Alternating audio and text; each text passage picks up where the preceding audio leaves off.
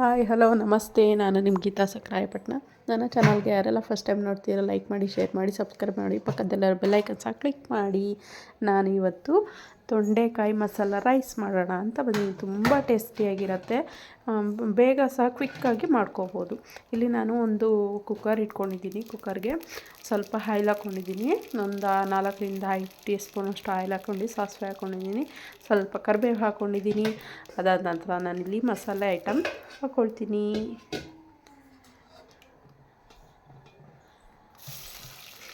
ಈರುಳ್ಳಿ ಹಾಕ್ಕೊಂಡೆ. ನಂತರ ನಾನಿಲ್ಲಿ ಈರುಳ್ಳಿ ಚೆನ್ನಾಗಿ ಬಾಡಲಿ ನನಗೆ.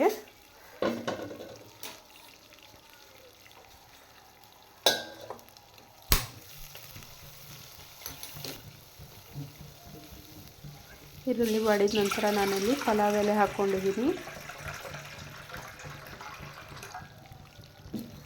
ಪಲಾವ್ ಎಲೆ, ಚಕ್ಕೆ, ಲವಂಗ ಎಲ್ಲ ಹಾಕ್ಕೊಂಡು ಮಿಕ್ಸ್ ಮಾಡ್ಕೊಳ್ತೀನಿ. ಅದಾದ ನಂತರ ನಾನಿಲ್ಲಿ ಟೊಮೊಟೊ ಹಾಕ್ಕೊತಾ ಇದ್ದೀನಿ. ಟೊಮೊಟೊನ ಸಹ ಚೆನ್ನಾಗಿ ಬಾಡಿಸ್ಕೊಳ್ತೀನಿ ಎಣ್ಣೆಯಲ್ಲಿ.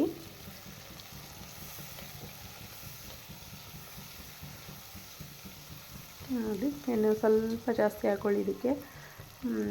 ನೀಟಾಗಿ ಹಾಕ್ಕೊಂಡು ಎಣ್ಣೆಯಲ್ಲಿ ಚೆನ್ನಾಗಿ ಬಾಡಿದ ನಂತರ ನಾನಿಲ್ಲಿ ನೆಕ್ಸ್ಟು ಟೊಮೊಟೊ ಚೆನ್ನಾಗಿ ಬಾಡ್ತಾಯಿದೆ. ನೋಡಿ, ಇವಾಗ ತೊಂಡೆಕಾಯಿ ವಾಶ್ ಮಾಡಿ ಇಟ್ಕೊಂಡಿದ್ದೆ, ಉಪ್ಪು ಹಾಕಿ ವಾಶ್ ಮಾಡಿ ಇಟ್ಕೊಂಡಿದ್ದೆ, ಆಗ ತೊಂಡೆಕಾಯಿ ಹಾಕ್ತಾಯಿದ್ದೀನಿ.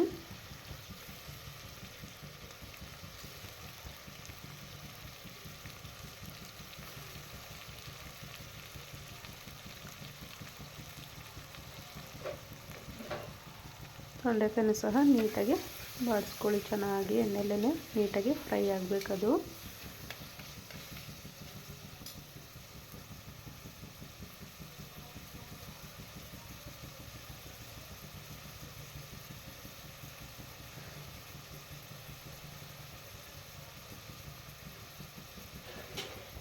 ನೋಡಿ, ತೊಂಡೆಕಾಯಿ ನೀಟಾಗಿ ಚೆನ್ನಾಗಿ ಫ್ರೈ ಆಗ್ತಾಯಿದೆ. ಈ ಥರ ಫ್ರೈ ಆದರೆ ಸಾಕು ನನಗೆ. ಈ ಥರ ನೀಟಾಗಿ ಫ್ರೈ ಆಗಲಿ. ಅದಾದ ನಂತರ ನಾನಿಲ್ಲಿ ಶುಂಠಿ ಬೆಳ್ಳುಳ್ಳಿ ಪೇಸ್ಟ್ ಸಹ 1 ಟೀ ಸ್ಪೂನಷ್ಟು ಆ್ಯಡ್ ಮಾಡ್ಕೊಳ್ತಾ ಇದ್ದೀನಿ.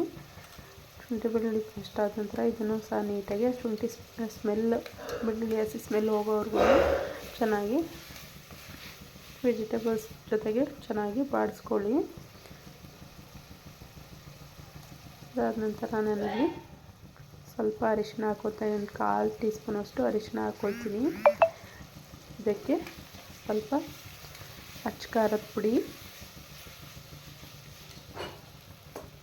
ಇದಕ್ಕೆ ಅಚ್ಚ ಖಾರದ ಪುಡಿ ಹಾಕ್ಕೊಳ್ತಾ ಇದ್ದೀನಿ. ಖಾರಕ್ಕೆ ಎಷ್ಟು ಬೇಕಷ್ಟು ನೋಡಿಕೊಂಡು ಹಾಕ್ಕೊಳ್ಳಿ. ನಾನಿಲ್ಲಿ ಒಂದು 2 ಟೀ ಸ್ಪೂನಷ್ಟು ಹಾಕ್ಕೊಳ್ತೀನಿ. ಅದಾದ ನಂತರ ಧನಿಯಾ ಪುಡಿ ಹಾಕ್ಕೊಳ್ತೀನಿ.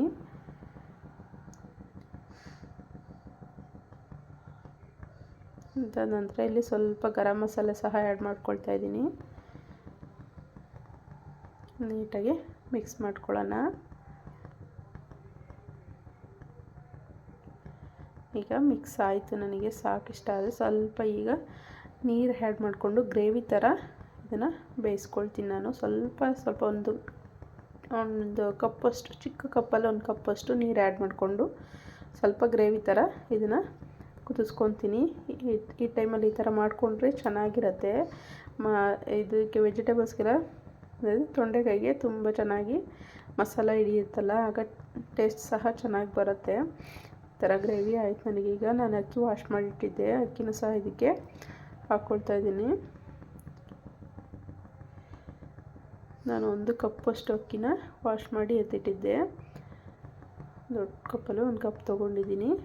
ಒಂದು ಪಾವ್ ಅಂತಾರಲ್ಲ ಆ ಥರ 1 ಕಪ್ ತೊಗೊಂಡಿದ್ದೀನಿ. ನಾನು 1 ಕಪ್ನ ವಾಶ್ ಮಾಡಿ ಎತ್ತಿಟ್ಕೊಂಡಿದ್ದೆ. ಈಗ ಹಾಕಿ ಮಸಾಲೆಗೆ ಮಿಕ್ಸ್ ಮಾಡ್ಕೊಂಡಿದ್ದೀನಿ. ಅದಾದ ನಂತರ ನಾನಿಲ್ಲಿ ಇದಕ್ಕೆ ಕೊತ್ತಂಬರಿನ ಹಾಕ್ತಾಯಿದ್ದೀನಿ. ನಂತರ ಇದು ಮೇಯ್ನ್ ಇಂಗ್ರೀಡಿಯೆಂಟ್ಸ್ ಅಂದರೆ ಇದಕ್ಕೆ ನಾನಿವಾಗ ಹಾಕ್ತೀನಿ ನೋಡಿ, ಕಾಯಿನ ತುರಿದಿಟ್ಟಿರ್ತೀವಲ್ಲ, ಅದನ್ನು ಕಾಯಿ ರಸನ ಹಿಂಡ್ಬಿಟ್ಟು ಕಾಯಿನೂ ಹಾಕಬೇಕು. ಇದೇ ತುಂಬ ಟೇಸ್ಟ್ ಕೊಡುತ್ತೆ ಇದರಲ್ಲಿ. ಈ ಥರ ಹಾಕಿ ಮಾಡಿ ನೋಡಿ, ತುಂಬ ಟೇಸ್ಟಿಯಾಗಿರುತ್ತೆ, ಚೆನ್ನಾಗೂ ಸಹ ಇರುತ್ತೆ. ರುಚಿ ಅಷ್ಟೇ ರುಚಿಯಾಗಿರುತ್ತೆ. ಈ ಈ ಥರ ಮಾಡಿ ಮಿಕ್ಸ್ ಮಾಡ್ಕೊಳ್ಳಿ. ಮಿಕ್ಸ್ ಮಾಡಿದ ನಂತರ ನಮಗೆ ನೀರು ಎಷ್ಟು ಬೇಕು ಅಷ್ಟನ್ನು ಆ್ಯಡ್ ಮಾಡ್ಕೊಳ್ಳಿ. ನಾನು ಒಂದು ಕಪ್ ತಗೊಂಡಿದ್ದೆ ಅಂದರೆ 2 ಕಪ್ಪು ಅದು ಗೊತ್ತಿರುತ್ತಲ್ಲ ಲಿಮಿಟು, ಅದನ್ನ ಲಿಮಿಟಲ್ಲಿ ನೋಡಿಕೊಂಡು ಹಾಕ್ಕೊಳ್ಳಿ. ಅದಾದ ನಂತರ ಇಲ್ಲಿ ರುಚಿಗೆ ತಕ್ಕಷ್ಟು ಉಪ್ಪು ಹಾಕ್ಕೊಳ್ಳಿ. ನೀರು ಆ್ಯಡ್ ಮಾಡ್ಕೊಂಡ ನಂತರ ರುಚಿಗೆ ತಕ್ಕಷ್ಟು ಉಪ್ಪು ಹಾಕ್ಕೊಂಡು ನೋಡಿಕೊಂಡು ಟೇಸ್ಟ್ನ ಈ ಥರ ಮಾಡ್ಕೊಳ್ಳಿ. ನೋಡಿ ನಾನೀಗ ನೀಟಾಗಿ ಮಿಕ್ಸ್ ಮಾಡಿದ್ದಾಯಿತು. ಉಪ್ಪೆಲ್ಲ ಆ್ಯಡ್ ಮಾಡಿಕೊಂಡು ಈಗ ಲಾಸ್ಟಲ್ಲಿ ನಾನು ಸ್ವಲ್ಪ ಮೆಂತಿ ಪೌಡರ್ನ ಸ್ವಲ್ಪ ಪುಡಿ ಮಾಡಿ ಹಾಕ್ತಾಯಿದ್ದೀನಿ. ಅದಾದ ನಂತರ ನಾನಿಲ್ಲಿ ತುಪ್ಪನ 1 ಸ್ಪೂನ್ ಹಾಕ್ತಾಯಿದ್ದು ಆಪ್ಷನಲ್, ಬೇಕಂದ್ರೆ ಹಾಕ್ಕೊಳ್ಳಿ, ಇಲ್ಲಾಂದರೆ ಬೇಡ. ನಾನಿಲ್ಲಿ ಹಾಕ್ಕೊಳ್ತಾ ಇದ್ದೀನಿ ಅಷ್ಟೇ. ನಂತರ ಲಿಡ್ ಕ್ಲೋಸ್ ಮಾಡಿ ವಿಷಲ್ ಹಾಕ್ಸ್ಕೊಳ್ಳೋಣ. ನನಗೆ ವಿಷಲ್ ಆಯಿತು ನೋಡಿ, ರೆಡಿ ಆಯಿತು. ತುಂಬ ಟೇಸ್ಟಿಯಾಗಿರುತ್ತೆ, ಫಾಸ್ಟಾಗಿ ಸಹ ಆಗುತ್ತೆ ಈ ರೆಸಿಪಿ. ಟ್ರೈ ಮಾಡಿ ನೋಡಿ, ಸಪೋರ್ಟ್ ಮಾಡಿ, ಸಂಪೂರ್ಣ ವಿಡಿಯೋ ನೋಡಿ ಸಪೋರ್ಟ್ ಮಾಡಿ. ತುಂಬ ಟೇಸ್ಟಿಯಾಗಿರುತ್ತೆ, ಟ್ರೈ ಮಾಡಿ. ಓಕೆ, ಬಾಯ್.